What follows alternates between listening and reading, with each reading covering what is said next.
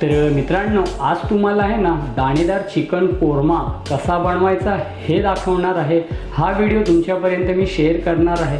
खाण्यात खूप स्वादिष्ट टेस्टी अशी ही डिश आहे।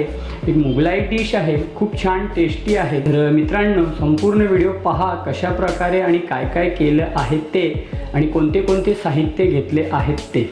तर चला मित्रांनो, व्हिडिओला सुरुवात करूया। पण त्या अगोदर कोणते कोणते साहित्य घेतले आहेत जो दाणेदार चिकन कोरमा बनवतोय त्यासाठी आणि चिकनचे पीसेस, चिकनला कसं काय केलं ही संपूर्ण माहिती जाणून घ्या। तर मित्रांनो, दाणेदार चिकन कोरमा बनवण्यासाठी आजचा जो मुख्य इन्ग्रेडियंट आहे ते आहे चिकन।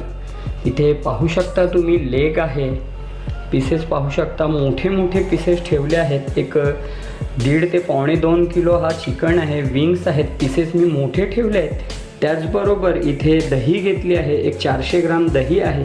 बरिस्त्यासाठी इथे कांदा चिरला आहे, मोठ्या साईजचे 4 ते 5 कांदे आपण चिरून घेतले आहेत उभ्या स्लाइसमध्ये।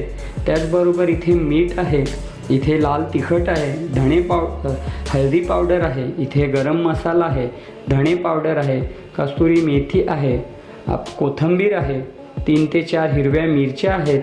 त्याचबरोबर इथे अद्रक लसूणची पेस्ट आहे आणि इथे अद्रक लसूण मिरचीची तिखटवाली पेस्टसुद्धा घेतली आहे।